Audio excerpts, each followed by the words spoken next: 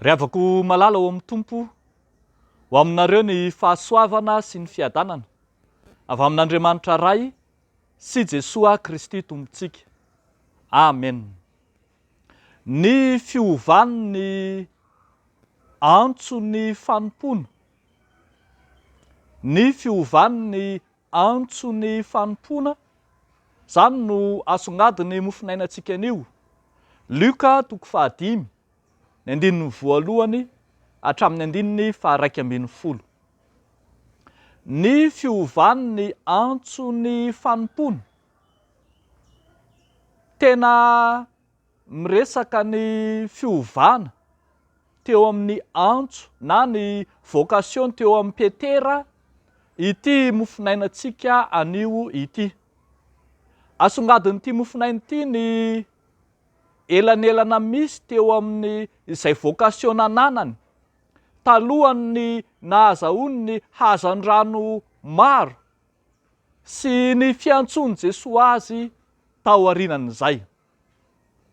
Taloha fahiny dia hitantsika taratra fa nanana ny trakefany manokana Petera sy ireo namany, nanana ny maha izy azy ary nanany raharaha teo amin'ny sehatry ny fanaratony mpiandrika, nanana izay nahazatra azy ny fitadiavany iray manontolo.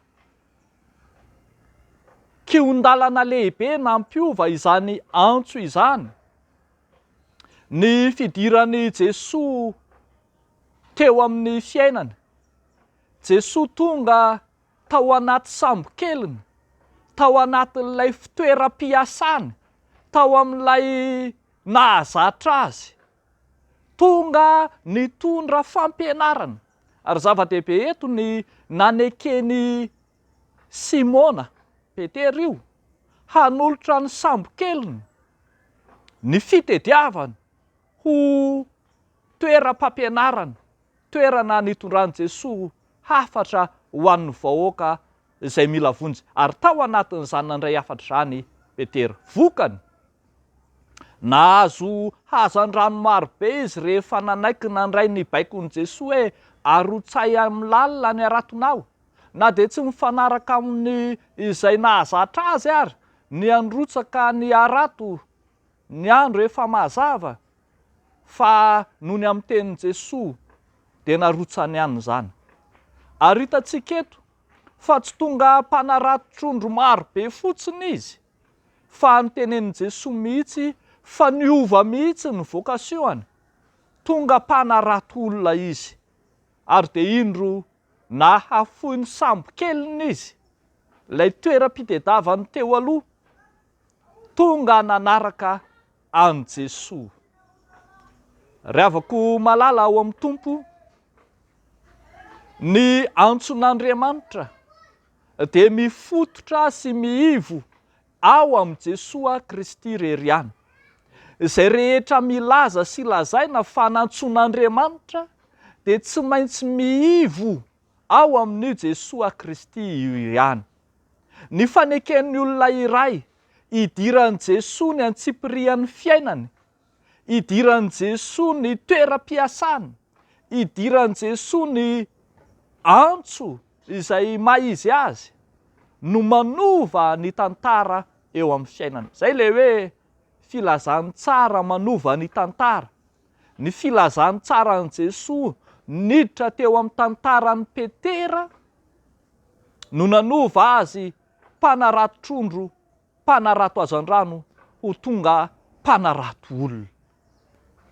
Isika tsiraray avy ihany koa amin'ny androntsika ankehitriny, ny fanekentsika hidiran'i Jesoa amin'ny fiainantsika, ny fanekentsika andraisan'i Jesoa an-tanana, ny asantsika, ny toeram-pitediavantsika, ny fanahintsika, na izay momba antsika rehetra.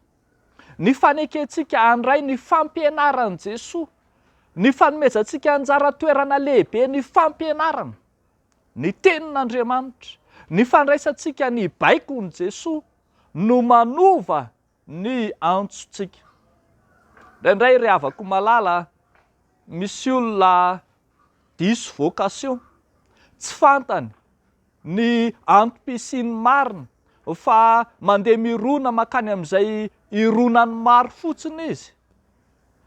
Manao mpiandro rao ny malaza dia manao mpiandro daholo ny olona rehetra ohatra, na manao mpitoriteny izao no fampianarana misy dia manao mpitoriteny daholo. Misy fampianarana misionera indray izao, andao mba ho any daholo. Mirona fotsiny noho ny amin'ny fironana samihafa misy amin'izao tontolo izao, manaratra eny rano fotsiny fa tsy mifototra ao amin'ilay antso ny antsoin'i Jesosy marina. Tsy diso akory izany raha manao an'izany, fa tokony ho fantatsika mazava ny antson'i Jesosy ilay miteny amintsika hanao an'zatsy na hanao an'zaroa. Enoy ary ry havako, ny antso na ny baiko izay iantson'ny Tompo antsika marina mba hazava mifanaraka amin'izay lazainy ny fanapahan-kevitra raisintsika sy izay antsointsika hoe antson'Andriamanitra marina. Tsy ny fiovaovana hoe tsy aroa hanaraka ny fandrosoana akory ny zava-dehibe, fa ny fiorenana tsara, ny fiorenana mafy ao amin'i Jesosy. Hahita fahombiazana ianao ary dia ho ambin'ny Tompo amin'ny zavatra atao. Zany no famantarana fa miantso antsika marina Jesosy. Dia ho an'Andriamanitra ireriany ny voninahitra. Amen. Hivavaka isika. Jesosy, misaotra anao izay fa mandraka ankehitriny dia tsy mitsahatra miantso sy mifidy mpanompo maro samihafa, anao ny asanao ianao. Dia indray bitsianao ao am-ponay, ao anatinay, amin'ny alalan'ny teninao, ny amin'ireo fifidiananao anay tsiraray avy ho mpanompo, eo anatrehanao. Entinay ambavaka manokana ireo rehetra misalasalany amin'ny fiantsonao Andriamanitra. Entinay ambavaka ireo rehetra izay tsy tapa-kevitra ny amin'izay fanarahan-dianao na amin'ny fanompona iray.